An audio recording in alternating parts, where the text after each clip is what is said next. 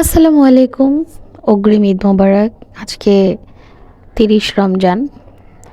আজকে সারাদিন রোজা রেখেছি যে মনেই হচ্ছে না। আলহামদুলিল্লাহ ঠান্ডা, সারাদিন এত মুষলধারায় বৃষ্টি হয়েছে, দেখেন কি অবস্থা চারপাশের। তো কেমন আছেন, কি অবস্থা সবার অবশ্যই জানাবেন। আর আমার ইউটিউব চ্যানেল হ্যাপি আপা আপনাদের সকলকে ওয়েলকাম করছি। কি অবস্থা জানাবেন, অবশ্যই জানাবেন। রোজাগুলো কেমন কাটালেন, কারণ শেষ রোজাটা একটু কষ্টই লাগে যে রোজা চলে যাচ্ছে। আগামী বছর আবার পাবো কি না, আল্লাহ আমাদের অতদিন বাঁচিয়ে রাখবেন কিনা সেটা আল্লাহ পাক ভালোই জানেন। তো সকলকে আল্লাহ নেক হায়াত দান করুক। এদিকে মা আজকে ওয়েদার ডিমান্ড, সবাই বলছিল যে আজকে খিচুড়ি খাবো, আমি নিজেও বলেছি।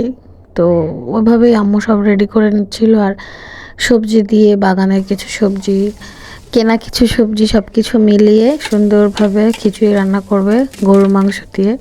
তো এটার জন্য মুনতাহা বারবার বলতেছে গরু গরু গরু গরুর মাংস, ভালোবাসি গরুর মাংস। আসলে আমার মেয়ে একটু গরুর মাংস পছন্দ করে, আলহামদুলিল্লাহ। তো যাই হোক, মা এই যে এখান দিয়ে গরুর মাংস দিয়ে সুন্দরভাবে একটু নরম নরম করে খিচুড়ি রান্না করবে। তো আমি বললাম যে ঠিক আছে, অনেক মজাই হবে।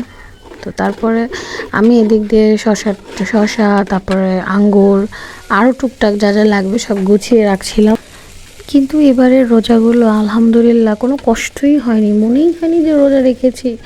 আর আল্লাহর এত রহমত ছিল, কি বলবো, মাশাল্লাহ মাশাল্লাহ। তো তারপরে যে আম্মু খিচুড়ির সাথে ভেজে নিয়েছে, কারণ এগুলো ছাড়া আমাদের বাসায় ইফতার জমে না, আর এটা ছাড়া ইফতারি মনেও হয় না। আর বাইরে আজকে যেহেতু ঠান্ডা, তাই জানলা টালনা কিছুই খুলে নেই মশার কারণে। আর রোজার মাসে একটা কষ্টই হয়েছে, সেটা হচ্ছে মশার কামড়। হ্যাঁ, আশেপাশের মানুষজন যে কি বলবো। যাই হোক, এদিকে ইফতারি টাইম হয়ে যাচ্ছিল, তো ইফতারি টেবিলে গুছিয়েও নিয়েছি আলহামদুলিল্লাহ। মাশাআল্লাহ বলো। তো ভাইকে জিজ্ঞেস করতেছিলাম কেমন হয়েছে, ভাই বলতেছিল ভালো। বাবাকেও জিজ্ঞেস করছি, বাবারও একই কথা। মুনতাহাকে জিজ্ঞেস করছি, মুনতাহা তো পুরো পারে না, বর্ণনা দিয়ে দেয়। তো আসলে রোজা শেষ হয়ে যাচ্ছে, এটার জন্য একটু কষ্ট লাগছে যে ফের আগামী বছর আল্লাহ, কার কপালে কি আছে বলা যায় না, কার হায়াত কতদিন সেটাও কেউ বলতে পারে না। তো আগামী বছর পাবো কি পাবো না, এটা একমাত্র আল্লাহ পাক ভালো জানেন।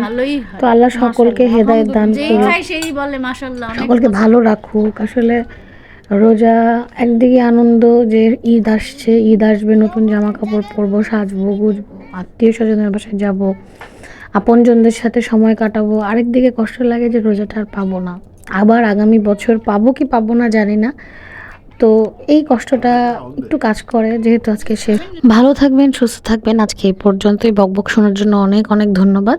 তো সবাই আমার পরিবারের জন্য দোয়া করবেন। আল্লাহ হাফেজ।